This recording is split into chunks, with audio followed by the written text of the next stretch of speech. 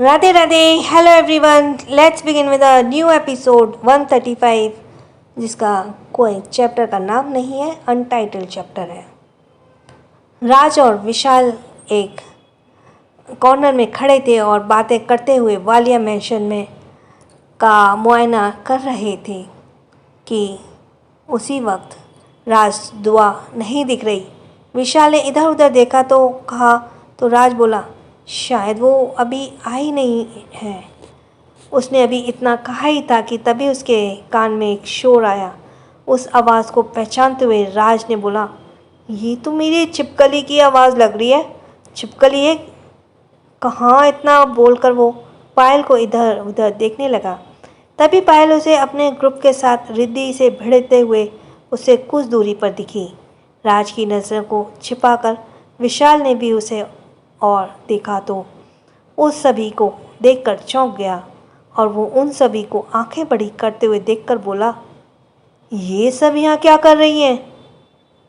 यही तो मैं सोच रहा हूँ, पायल ने उन्हें एकटक देखते हुए कहा। इधर दुआ ने पायल की आंखों में इशारा कर मना किया, पर पायल अब कहाँ रुकने वाली थी। वो रिद्धि के सामने ऐसे खड़ी थी मानो वो उससे लड़ने वाली हो। उसने दोनों हाथ कमर पर रख लिया और उसे घूरते हुए बोली, मेरे भाई ना ऐस। अभी उसे इतना कहा ही था कि पार्टी हॉल की लाइट बंद हो गई। सब चौंक उठे। अचानक से लाइट चली गई। सबके मन में यही सवाल था कि कैसे। तभी एक लाइट एंट्रेंस पर पड़ी और सबने उस तरफ देखा। उसके देखते ही देखते उसकी आंखों के सामने की खाली जगह शौर्य के प्रेजेंस से भर गई। शौर्य ब्लैक कलर टैक्सिनो सूट में एक हाथ पैंट की जेब में डाले खड़ा था। उसके बगल ग्रे कलर के सूट में अनमे खड़ा था। शौर्य को देखकर सभी की आंखें फटी की फटी रह गई। दुआ की नज़रें उस पर से हट ही नहीं रही थी। वो उसे देखकर धीरे से मुस्कुराई। उसकी आंखों में शौर्य को देखकर चमक आ गई थी। चमक तो रिद्धि और आयुषी की आंखों में आई थी और दोनों होठों पर स्माइल लिए उसे निहार रही थी। Excuse me. अनमे का देखकर आयशा खुशी से भर गई। उसने सोचा नहीं था यहाँ आने से उसकी मुलाकात अनमे से भी हो जाएगी। आयशा की तरह ही रेनू भी अनमे को देखकर मुस्कुराई। क्यों? और मन ही मन खुद से बोली, चलो पार्टी में आना वेस्ट नहीं गया। तुम्हें देख लिया तो अब इस जलते दिल को ठंडक मिल जाएगी। अनुराग, शांतनु और मंजीत तीनों ही शौर्य को देखकर चौंक गए। उन्हें यकीन नहीं हो रहा था कि शौर्य उसकी पार्टी में आया है। तभी मंजीत ने अनुराग के कान में कहा, ये क्या जीजाजी, अपनी खुशी में क्या कोई दुश्मन को भी शामिल करता है? मंजीत की बात सुनकर अनुराग खामोश रहा और उसने तिरछी नज़र से शांतनु की तरफ देखा और सिर हिला दिया। अनुराग को समझ नहीं आ रहा था आखिर शौर्य को इनवाइट किसने किया। अनाया को तो शौर्य अपनी बीवी मानता ही नहीं, फिर क्यों वो पार्टी में आया है और किसके लिए आया है? उसने मन में ढेरों सवाल थे पर जवाब एक भी नहीं। शौर्य को देखकर राज और विशाल को भी झटका लगा था। जब मैंने चलने के लिए बोला तो मुझे मना कर दिया और अब आ गया। राज खुद से बड़बड़ाया, ये यहाँ क्यों आया है? विशाल धीरे से बोला, चलकर पता करते हैं, राज बोला और शौर्य की तरफ बढ़ गया। अब तक लाइट भी आ गई थी। पायल बड़ी सी स्माइल लिए शौर्य को देखकर बोली, थैंक यू सो मच यहाँ आने के लिए।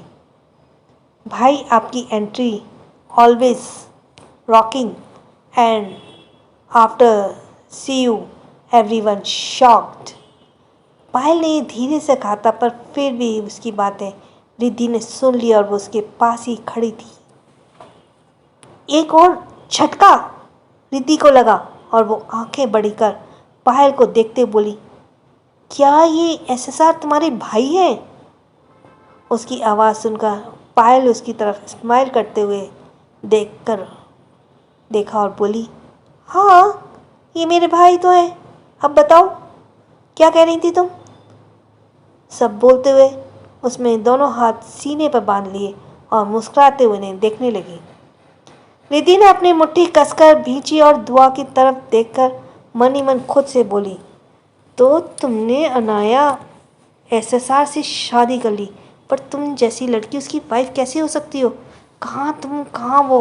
तुम्हारी कोई क्लास भी नहीं है उसके सामने। दिल आयुषी का टूटा था, जिसकी उसे मॉल में इतनी बेइज्जती की थी, वो एसएसआर की बीवी निकलेगी, उसने अपने सपने में भी नहीं सोचा था। पायल के मुंह से निकलते एक सच ने कुछ ही देर में पार्टी में मौजूद ज़्यादातर लड़कियों को दुआ का दुश्मन बना दिया था। वो सभी दुआ को घृणा भरी नज़रों से देख रही थी, क्योंकि पिछले एपिसोड में पायल ने दुआ को भाभी बोला था। भले ही पार्टी अनुराग की थी, पर शौर की प्रेजेंस से वो अब सबका सेंटर ऑफ अट्रैक्शन बन गया था। लालची लोगों की एक टुकड़ी ने शौर को घेर लिया, पर शौर की नज़रें उन पर ना होकर किसी को तलाश रही थी। उस भीड़ में कहीं खोई हुई थी। तभी एक आवाज़ सबके कान में गई। अनुराग हाथ में माइक पकड़े अनाउंसमेंट करते हुए बोला, इतने शॉर्ट नोटिस पे हमारी खुशियों में शामिल होने के लिए आप सभी का धन्यवाद। आज की पार्टी मेरी बेटी का आप सबसे मिलाने के लिए की है। जी हाँ, आप सबने सही सुना। बहुत कम लोग ही जानते हैं कि मेरी एक नहीं दो बेटियां हैं, जो सालों पहले किसी कारणवश मुझसे दूर हो गई थी, पर आज वो वापस आ गई हैं अपने डैड के पास। Please meet my beautiful daughter Anaya Walia. बोलते हुए अनुराग के अनाया की तरफ हाथ बढ़ाया और अनाया ज़बरदस्ती की स्माइल होठों पर लिए उसके पास आ गई। शौर्य भी होठों पर टेढ़ा कर धीरे से मुस्कुराया और उसकी स्माइल में मिस्टीरियस थी, जैसे उसकी इस हंसी के पीछे कोई बहुत बड़ा राज छुपा हो। रिद्धि ने अपनी मुट्ठी को भींच लिया और दांत को पीसते को वो मन ही मन खुद से बोली, ये जगह मेरी थी। अनाया, तुमने मुझसे सब छीन लिया। मेरे डैड, मेरी पहचान, मेरा क्रश भी तुमने मुझसे छीन लिया। I will never leave you Anaya. Shantanu की नज़र जैसे ही अनाया पर गई, उसकी नज़रें थम गईं और वो उसे देखते हुए खुद से बोला, ब्यूटीफुल। उसके होठों पर भी एक मिस्टीरियस स्माइल आ गई। अनुराग सबसे मिलता हुआ शौर के पास आया और उसकी तरफ हाथ बढ़ाते हुए बोला, तो मिस्टर एसएसआर कैसे हैं आप? आई होप कि आप पार्टी एंजॉय कर रहे हैं। ये बोलते हुए अनुराग के चेहरे पर कोई भाव नहीं था, होठों पर हल्की मुस्कुराहट थी। उसने ऐसे प्रिटेंड किया जैसे उसे कुछ पता ही ना हो। शौर ने भी उसे उसी के अंदाज में जवाब दिया। अब तक तो वो भी समझ गया था कि बिना प्रूफ के अनुराग पर इल्ज़ाम लगाना बेवकूफ़ी है। सच सबके सामने था, पर कोई भी सच को एक्सेप्ट नहीं कर रहा था। सब एक दूसरे को कोल्ड वॉर से की तरह कर रहे थे। राज अनमय और विशाल के एक साथ खड़ा था। वो अनुराग को देखते हुए बोला, साले की एक्टिंग देखो, इसके आगे तो बॉलीवुड के सारे एक्टर फेल हैं। 100 कमीने मरे होंगे तब जाकर इस एक कमीने का जन्म हुआ होगा। अनमय भी राज का साथ देते हुए बोला। तो विशाल बोला, यकीन नहीं होता, दुआ जैसी लड़की इस कमीने इंसान की बेटी है। मुझे तो शक है दुआ उसकी बेटी भी ही नहीं है, अनमय बोला। तो राज और विशाल ने चौंक कर उसकी तरफ देखा। उन दोनों को ऐसे देखकर अनमय बोला, अभी पार्टी एंजॉय कर बाद में बताता हूँ। दुआ की नज़र बार बार शौर्य की तरफ चली जाती तो सबके बीच घिरा था। शौर्य भी कंखियों से उसे देख लेता, बिना उसे एहसास कराए कि वो उसे देख रहा है। रिद्धि वापस से अपने दोस्तों के पास आ गई थी। आयुषी उसे मुंह बनाते हुए बोली, रिद्धि, तू तो इसकी क्लास का मजाक बना रही थी, अब देख हम सब का मजाक बनकर रह गया। वो बीवी भी निकली तो किसकी? द एसएसआर की। मेरे क्रश ने शादी भी की तो इस बेवकूफ़ लड़की से। रिद्धि उसकी बातों पर चौंक कर बोली, क्या तेरा क्रश? क्या तू भी शौर्य को पसंद करती है? तो क्या तू भी? आयुषी रिद्धि की बातों पर बोली। तभी रेनू हंसते हुए बोली, यहाँ सिर्फ तुम दोनों का ही नहीं, जिसका दिल टूटा है हम भी उसी लाइन में हैं। अब तेरा दिल किसने तोड़ दिया? रिद्धि ने मुंह बनाते हुए कहा।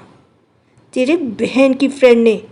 वो हैंडसम देख रही है, वो मेरा प्रिंस चार्मिंग है, पर वो मुझे देखता तक नहीं, क्योंकि उसकी नज़र उस लड़की से हटती नहीं। रेनू ने अनमे और आयशा की तरफ इशारा करते हुए कहा। वैसे एक बात माननी पड़ेगी, एसएसआर के दोस्त भी उसकी तरह हैंडसम एंड कूल हैं। वो देख, डार्क ब्लू शर्ट वाले लड़के को कितना चार्मिंग लग रहा है ना।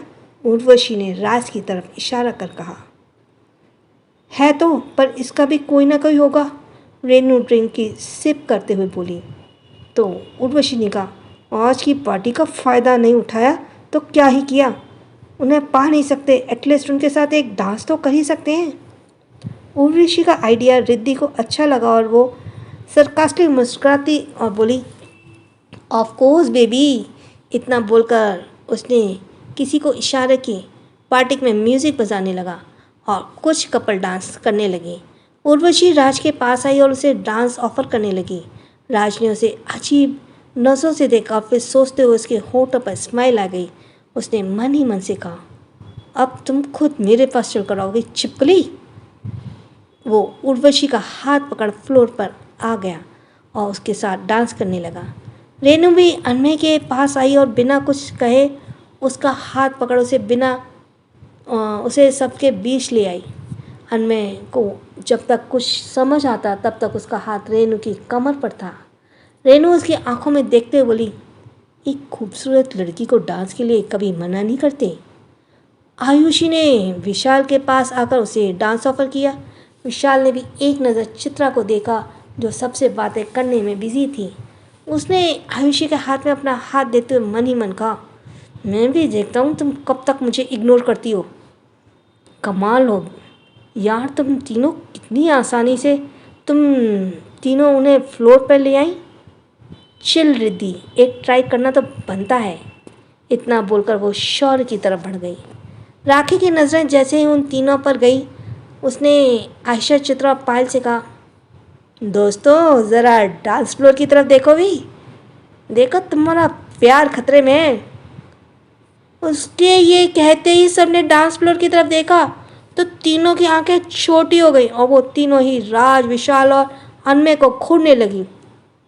थैंक गॉड मेरा वाला यहाँ नहीं है, वरना तुम्हारे दिल में लगी आग मेरे दिल में भी लग रही होती। बोलते हुए राखी ने दुआ को हाई फाई किया। शांतनु, जिसकी नज़रें दुआ पर ही टिकी हुई थी, वो उसके पास आया और उसने सामने से हाथ बढ़ाते बोला, may I have dance with you miss beautiful. Dua ने एक नज़र उसे देखा और फिर शौर्य की तरफ देखा जो रिद्धि से बात कर रहा था। वो उसे देख मन ही मन खुद से बोली, हम भी देखते हैं आप कब तक हमें इग्नोर करते हैं। श्योर। इतना बोलकर उसने अपना हाथ शांतनु के हाथ में दे दिया। शौर्य ने जब दुआ को देखा तो वो उसे कहीं नहीं दिखी। उसकी नज़र शांतनु के डांस कर रही दुआ पर गई और उसने मुट्ठी कसकर बंद कर ली। उसे अचानक से ही गर्मी लगने लगी और बिना कुछ बोले उसने रिद्धि का हाथ पकड़ डांस फ्लोर पर आ गया। So we will continue for our next episode. Walia mansion party में अब वहाँ पे तो सब एक दूसरे को इग्नोर करने में और एक दूसरे को जलाने में लगे हुए हैं। शौर्य ने जब दुआ को देखा तो वो उसे कहीं नहीं दिखी।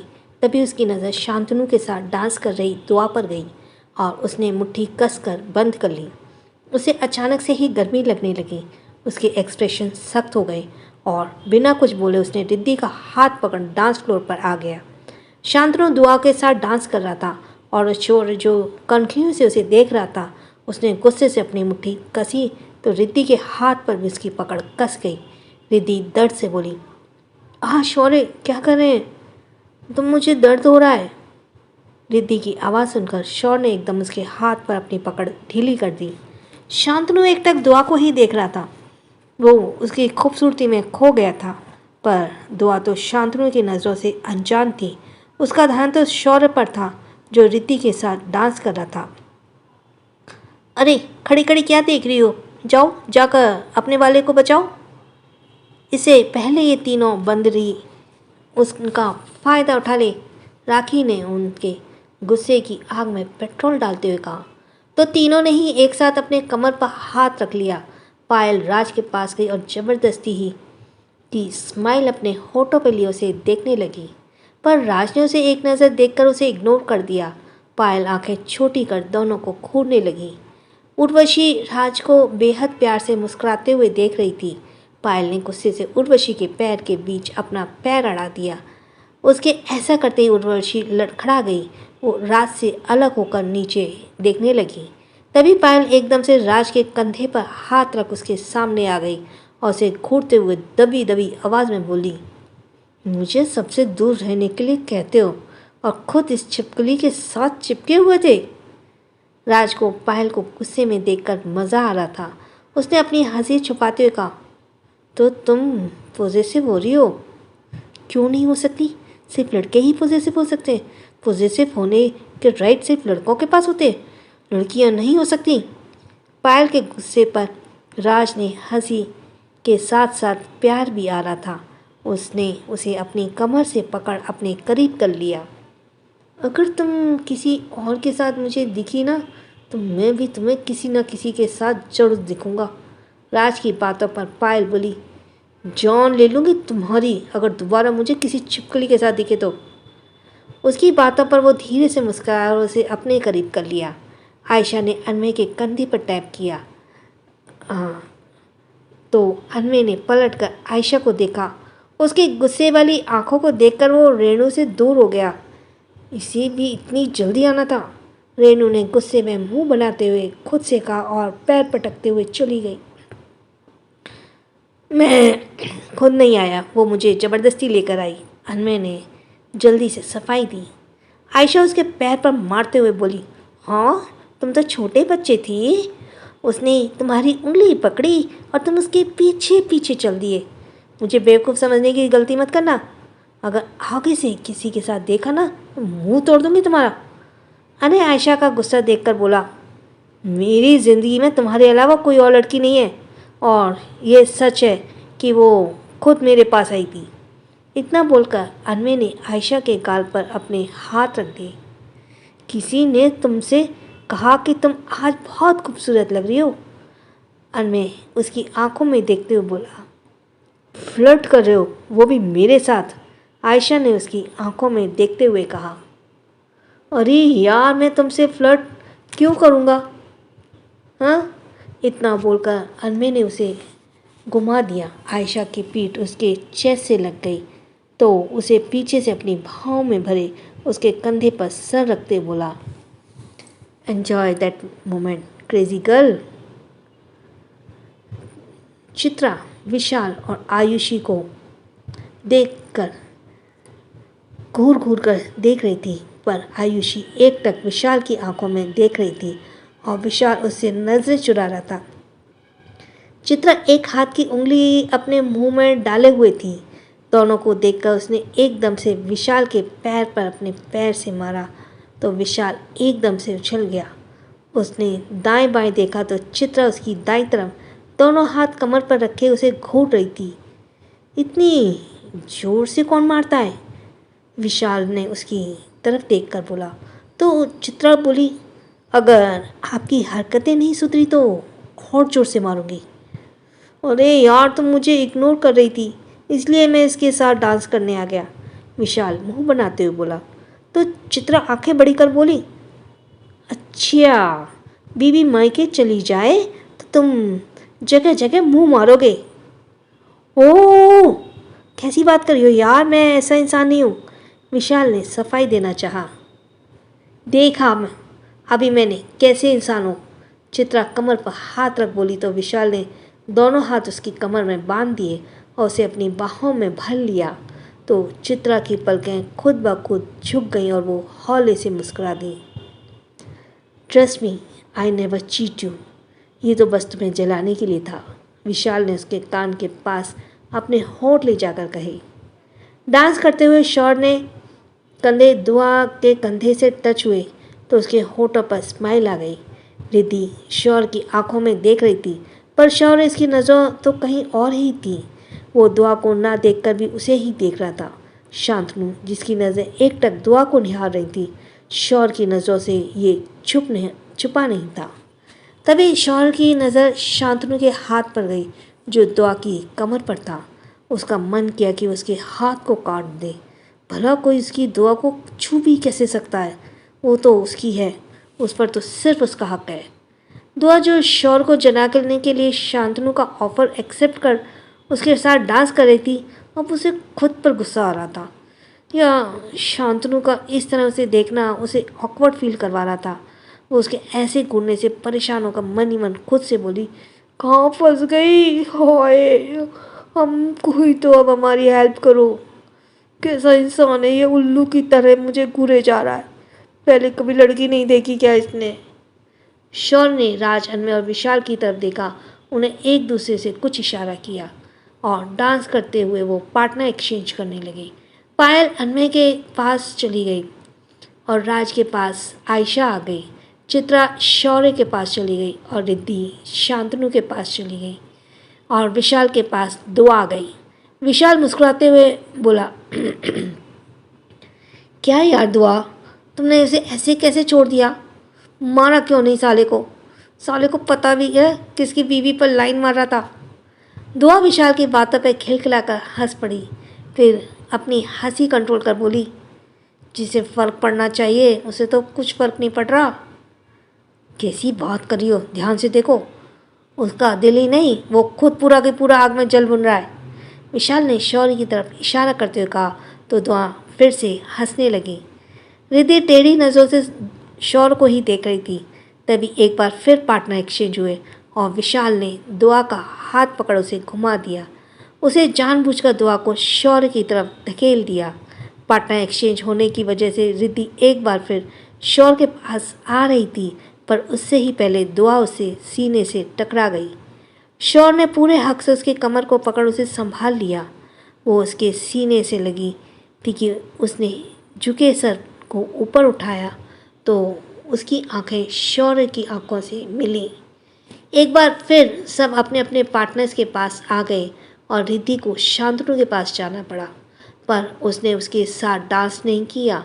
वो फ्लोर छोड़कर साइड में खड़ी हो गई और बाकी सब की तरह उन्हें देखने लगी। तभी बैकग्राउंड म्यूज़िक चेंज हुआ और शौर्य उसके दोस्त ही थे जो डांस फ्लोर पर थे। राखी भी उन्हें देखते हुए अभय को मिस कर रही थी। मैं तो बस तेरी चाहत में चाहूँ रहना सदा, मैं तो बस तेरी कुर्बान, मैं चाहूँ रहना सदा, साया भी तेरा हो ना दूँ, खुद से जुदा मैंने तय कर लिया। शौर्य एकटक दुआ की आंखों में देखे जा रहा था और उसके हाथ उसकी कमर पर कसती जा रही थी। वो शौर्य की कस्ती पकड़ से खुद में ही सिमटे जा रही थी। तेरे इश्क पे तेरे वक्त पे बस हक है एक मेरा, तेरी रूह पे तेरे सॉरी प्लीज़ सॉरी तेरे इश्क पे तेरे वक्त पे बस हक है एक मेरा, तेरी रूह पे तेरे जिस्म पे बस हक है एक मेरा, बस हक है एक मेरा, बस हक है एक मेरा। वो तीनों कपल भी एक दूसरे में खोए हुए बेहद रोमांटिक डांस कर रहे थे। मैं तो बस तेरी चाहत, मैं चाहूँ रहना सदा, मैं तो बस तेरी कुर्बान, तेरी गुर्बत, मैं चाहूँ रहना सदा। यादों में तुझको रखूँ, बातें भी तेरी करूँ, इतनी दीवानी हूँ तेरा, हो रातें में जागना करूँ, दिन भर भटकता रहूँ, मैं तो बस यहाँ से वहाँ। शौर्य के हाथ धीरे उसकी पीठ पर आ गए। तभी उसने उसे घुमाकर अपनी बाहों में भर लिया और उसके नेक पर अपना चेहरा टिकाते हुए आंखें बंद कर उसमें खो गया। हाँ, तेरे इश्क पर तेरे वक्त पर बस हक है एक मेरा, तेरी रूह पर तेरे जिस्म पे बस हक है एक मेरा, बस हक है एक मेरा, बस हक है एक मेरा। उन दोनों की नज़दीकियों को देखकर रिद्धि जल भुन रही थी। उसने अपनी मुट्ठी भींच कर आँखों को छोटा कर लिया और दोनों को घूरने लगी। उसकी बुरी नज़र देखकर दुआ शौर्य की बाहों में सुकून के पल जा रही थी, उसकी बुरी नज़र से बेखबर। मैं तो बस तेरी चाहत, मैं चाहूँ रहना सदा, मैं तो बस तेरी कुर्बत, मैं चाहूँ रहना सदा। उसका हर एक टच उसे शौर्य के पैशन का एहसास करवा रहा था। वो खुद को उसकी बाहों में खो बैठी थी। हाँ, तेरे इश्क पर, वक्त पे बस हक है एक मेरा, तेरी रूह पे, तेरे जिस्म पे बस हक है एक मेरा, हक है एक मेरा, हक है एक मेरा। क्या रिद्धि दुआ शौर्य के रिश्ते को एक्सेप्ट करेगी? क्या रिद्धि की बुरी नज़रों से दुआ अपने रिश्ते को बचा पाएगी? आज का एपिसोड यहीं फिनिश होता है। Let's begin with a new episode 137, romance. Shaurya और दुआ एक दूसरे में खोए हुए थे। रिद्धि दोनों को नफरत और गुस्से से घूर रही थी। वो उन्हें देख रही थी। उसका गुस्सा उतना ही बढ़ रहा था। रिद्धि ने अपनी मुट्ठियां भींच लीं और उर्वशी की तरफ देख उसे कुछ इशारे किए। उर्वशी ने भी होठों पर डेविल स्माइल लिए धीरे से सर हिलाया और चली गई। तभी कुछ ही मिनट बाद लाइट चली गई और पार्टी हॉल में अंधेरा हो गया। अंधेरा होते ही दुआ की पकड़ शौर्य पर कस गई। शौर्य समझ गया दुआ घबरा गई है, तो उसने अपने होठ दुआ के कान के पास ले जाकर कहा, मैं हूँ ना, डोंट वरी। शौर्य के ये कहने से दुआ के होठों पर हल्की सी मुस्कान आ गई। शौर्य अपनी बात पूरी करते हुए दुआ के गाल पर अपनी होठ रख दिए। दुआ के पलकें शर्म से झुक गई। ये लाइट कैसे चली गई? आयशा ने धीरे से कहा, तो अनमे ने उसके होठों पर अपनी उंगली रख कहा, ऐसे मोमेंट का एडवांटेज उठाते, सवाल नहीं करते। बोलते हुए अनमे ने उसे पलट दिया और उसके नेक पर अपने होठ रख दिए। ऐसा मोमेंट का फ़ायदा विशाल और राज ने भी खूब उठाया। तभी लाइट वापस आ गई। वो सब पहले की तरह हो गए। राखी सबको साथ देखकर ताली बजाने लगी। उसके ताली बजाते ही सभी लोग उसके लिए ताली बजाने लगे। शौर्य के पॉजिटिव बिहेवियर से दुआ वैसे ही खुश थी। अब उसे कुछ अच्छा लग रहा था। एक बार फिर उसके अंदर का खालीपन भर गया था।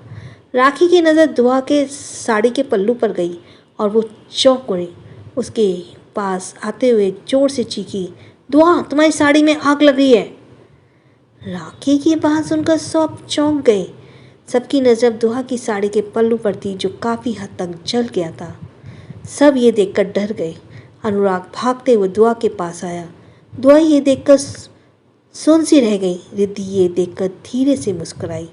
शौर्य ने एकदम से उसका पल्लू कंधे से खींचा और आग लगे हिस्से को फाड़कर अलग कर दिया। राज और अनमे ने जल्दी से अपने पैरों से आग बुझाई। दुआ डर से कांप रही थी और शौर्य गुस्से से उस जल रहे साड़ी के हिस्से को घूर रहा था। तभी उसकी नज़र दुआ पर गई, जो डर से कांप रही थी।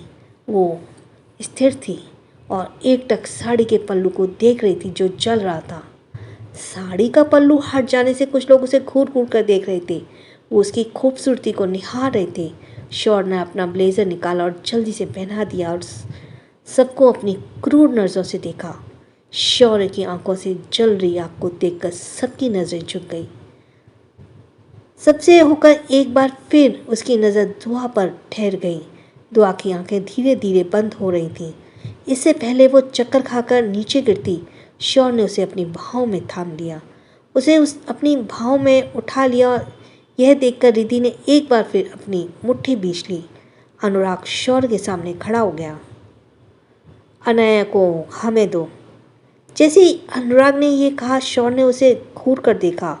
उसकी बातों को इग्नोर कर शौर्य बोला, दुआ का रूम कहाँ है? शौर्य का लहजा कुछ ऐसा था कि अनुराग से आगे कुछ बोल नहीं गया और उसने ऊपर की तरफ इशारा कर दिया।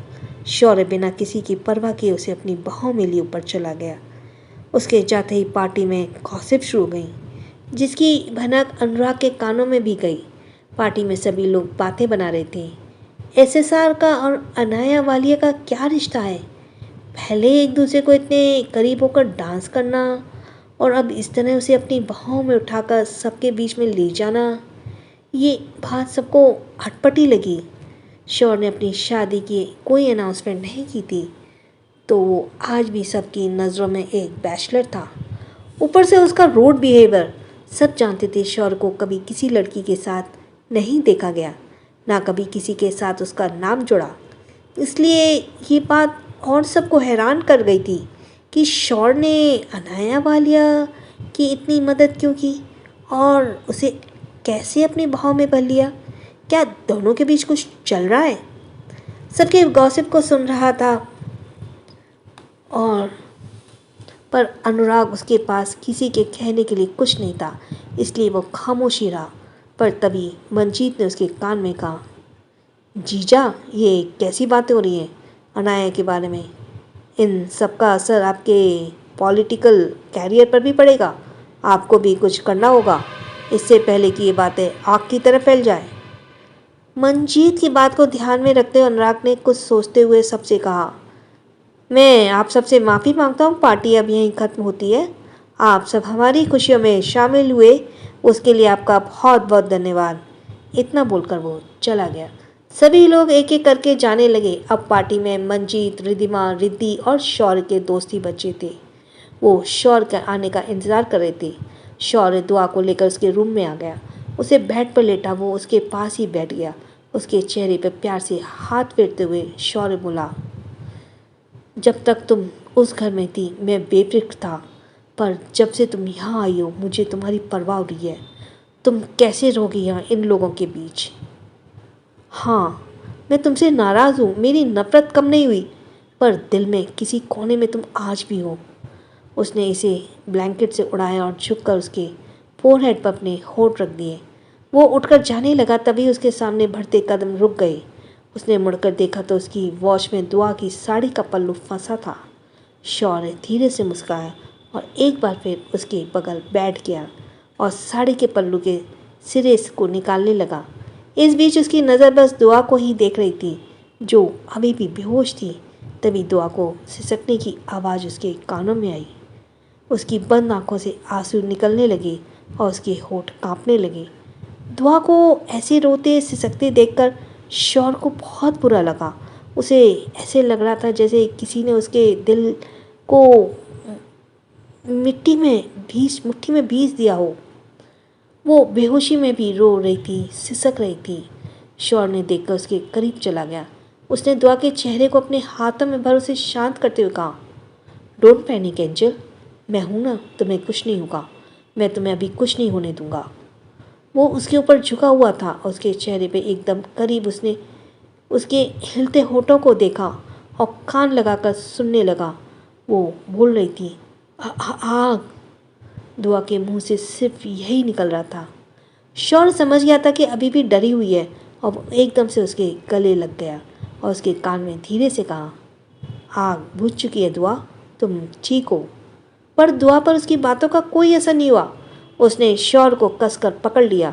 उसका शरीर अभी भी कांप रहा था और उसकी बंद आंखों में आंसू अभी भी निकल रहे थे। उसने थोड़ी ऊपर उठकर उसके चेहरे को देखा और उसके गाल पर हाथ रख बोला, प्लीज़ शांत हो जाओ दुआ, अगर शांत नहीं होगी तो मैं यहाँ से जा नहीं पाऊँगा। वो उसके मासूम से चेहरे को देख बोल रहा था, जो पीला पड़ चुका था। वो उसे देखते हुए एक बार फिर उसे खो गया उसमें और उसे सिसकते होठों पर अपने होठ रख दिए और उसे कसकर अपनी भाव में भर लिया और उसे सॉफ्टली किस करने लगा।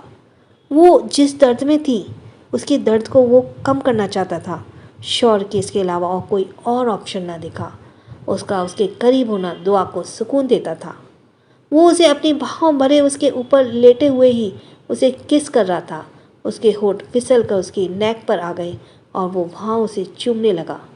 उसके प्यार ने दुआ के दर्द को भुला दिया। अब वो शांत हो गई थी। वो उसे भाव में भरे हुए ही लेट गया। दुआ उसके ऊपर, उसके सीने पर सर रखे सो रही थी और शौर्य प्यार से उसकी पीठ को, सर को सहला रहा था। इतने दिन की बेचैनी के बाद आज उसे भी सुकून मिला था। वो उसे अपनी बाहों में भरे सुकून से उसके साथ लेटा था। आज उसके जलते दिल को भी दुआ की नज़दीकियों ने मरहम लगाया था और जाने क्या सोचकर उसके होठ पर एक दिलकश मुस्कान आ गई। उसने वैसे ही उसे अपनी बाहों में भरे उसके सर को सहलाते हुए कहा, मुझे जाना होगा एंजल। अपनी बात पूरी कर उसने अपने होठ दुआ के बालों पर रख दिए। दुआ जो इन सब से अनजान मस्त उसकी बाहों में सो रही थी। शौर्य ने हौले से उसे खुद से अलग किया और उसे बेड पर सुला दिया। उसने देखा तो दुआ उसके शर्ट के कॉलर पकड़े हुए थी। वो यह देखकर धीरे से मुस्कुरा दिया और उसके माथे पर होठों को चूमता हुआ उससे अलग हुआ। उसे ब्लैंकेट से अच्छा ढककर वो रूम से बाहर निकला तो सभी रूम से बाहर खड़े थे। सबसे पहले उसका सामना अनुराग से हुआ जो उसे ही देख रहा था। शौर्य ने आंखों में चमक लिए उसे देखा, दिल फरेबी से मुस्कुरा दिया। उसकी हंसी अनुराग का मजाक बना रही थी। अनुराग चाहकर भी उसे कोई सवाल नहीं कर पाया। शौर्य वैसे हल्की मुस्कुराहट होठों पर लिए सबके बीच से निकल गया। अनुराग, रिद्धि, रिद्धिमा तीनों उसे देख रहे। वो हॉल में आया तो उसका वेट कर रहे थे सब। पायल, आयशा, राखी, चित्रा चारों उसके पास आते हुए टेंशन में बोली, अब दुआ कैसी है? वो ठीक है, घर चलो। इतना बोलकर शौर्य आगे बढ़ गया और सब उसके पीछे पीछे चल दिए। अनुराग रूम में गया और अनाया को सोता देखकर वो भी रूम से चला गया। उसके पीछे रिद्धिमा भी चली गई। रिद्धि वो वहीं खड़ी थी और दुआ को घूर रही थी। वो उसे घूरते हुए उसके पास आई और उसने बेड पर पड़ी सलवटों को देखा और अपनी मुट्ठी गुस्से में बंद कर ली। उसने एक झटके से दुआ के ऊपर से ब्लैंकेट हटा दिया। उसके नेक की स्किन को लाल देखकर, उसके रूखे होठों की देखकर वो समझ गई कि यहाँ क्या हुआ है। उसने दांत पीसते हुए बेहद गुस्से और नफरत से कहा, तुम 1 घंटे से अपनी बीवी के साथ रोमांस कर रहे थे? शौर्य 1 घंटे बाद दुआ के रूम से निकला था, इसीलिए और सब उसे अजीब नज़रों से देख रहे थे। राखी शौर्य के पीछे पीछे चल रही थी। उसने पीछे मुड़कर देखा तो उसके पीछे पीछे देखा तो सबके उसके पीछे से गायब थे। अब ये सब कहाँ चले गए? राखी मुंह बनाते हुए कहा। शौर्य कार में बैठते हुए राखी बोला, गाड़ी में बैठो राखी। जी भाई, उसने धीरे से कहा और एक बार फिर पीछे पलटकर देखा। पीछे कोई नहीं था। कहाँ गए ये सब? अपने मन में ये सवाल किए राखी गाड़ी में बैठ गई और शौर्य ड्राइव कर रहा वहाँ से निकल गया। क्या शौर्य दुआ का रिश्ता होगा ठीक, या उनका ये रिश्ता लेगा कोई नया मोड़? एपिसोड्स बहुत छोटे हैं। So thanks for listening. छोटों को प्यार, बड़ों को सम्मान। इसमें कुछ क्वेश्चंस हैं, मैं आपको पढ़ देती हूँ। क्या शौर्य दुआ का रिश्ता होगा ठीक, या उसका ये रिश्ता लेगा कोई नया मोड़? क्या रिद्धि अब शौर्य को भूल जाएगी या उसकी जिद उसका पागलपन बनेगी? क्या करेगा अनुराग? कमेंट बॉक्स में ज़रूर लिखना।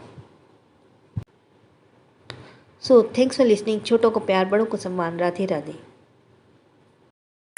जिसका सब्सक्राइब करना रह गया वो जल्दी से सब्सक्राइब करे। और थैंक्स फॉर लिसनिंग। छोटों को प्यार, बड़ों को सम्मान। राधे राधे।